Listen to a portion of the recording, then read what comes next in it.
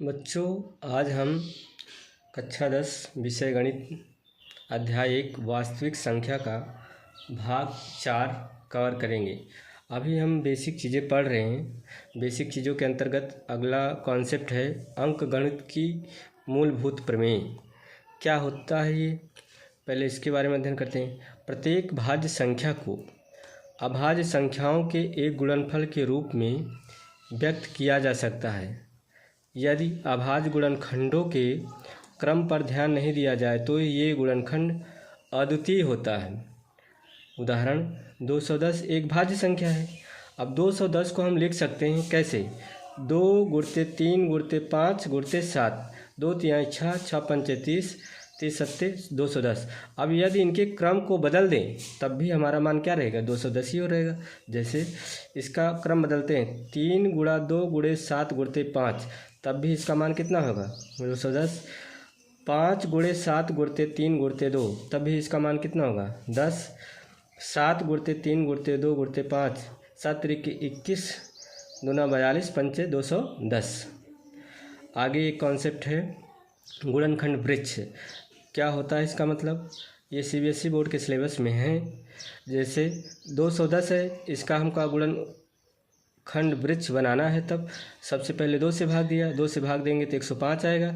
105 में फिर 2 से भाग नहीं जाएगा तो 3 से भाग देंगे, तो 3 से भाग देंगे तो 35 होगा। 35 में 5 से भाग देंगे कितना बार जाएगा? 7 बार। 7 में 7 से भाग देंगे तो यह एक वृक्ष के रूप में निर्मित हो रहा है। अगला उदाहरण है 128 को अभाज्य गुणनखंडों के गुणनफल के रूप में व्यक्त कीजिए।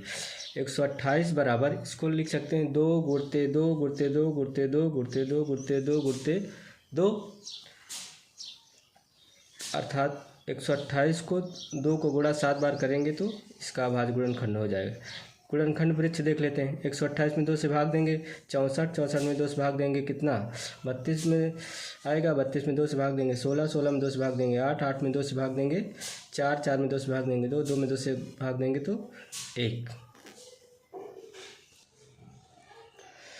आगे हम नया कॉन्सेप्ट पढ़ेंगे लघुत्तम समापवर्तक और महत्तम समापवर्तक।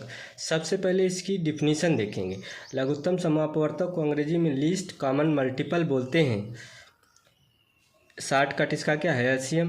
तो एलसीएम किसे कहते हैं? इसकी परिभाषा देख लेते हैं एक बार। वह न्यूनतम अर्थात छोटी सी छोटी संख्या जो दी गई संख्याओं से पूर्णतया विभाजित हो लघुत्तम समापवर्तक कहलाती है।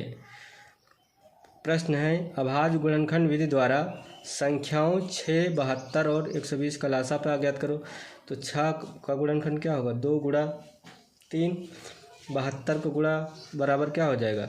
2 का गुणा 3 बार और 3 का गुणा 2 बार। ऐसे लिख सकते हैं। 120 को क्या लिख सकते हैं? 2 का गुणा 3 बार गुणे 3 गुणे 5। अब लासापा निकालना है तो 2 घाते 3, 3 घाते 2 गुणा 5 घाते 1, अर्थात 2 का गुणा 3 बार करेंगे तो 8, 3 का स्क्वायर करेंगे 9, 5, तो इसका लासापा कितना हो जाएगा? 360।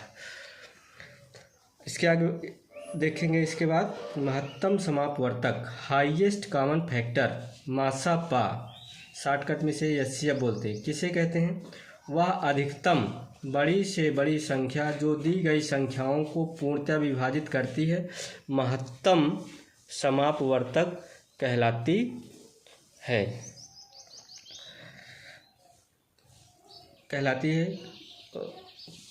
उदाहरण देखते हैं। अभाज्य गुणनखंड विधि द्वारा पूर्णांक 40, 36 और 126 का मासापा ज्ञात कीजिए। 40 बराबर गुणनखंड क्या होगा? 2 घाते 3 इंटू 5, अर्थात 2 को गुणा 3 बार। और 36 का क्या होगा? 2 का स्क्वायर गुणा 3 का स्क्वायर। 126 को क्या लिख सकते हैं? 2 गुणित 3 का स्क्वायर गुणित 7। अब इनका मासापा अगर निकालेंगे तो इसमें मासापा क्या होगा? मासापा 2 होगा। इसके आगे हम अगले भाग में अध्ययन करेंगे।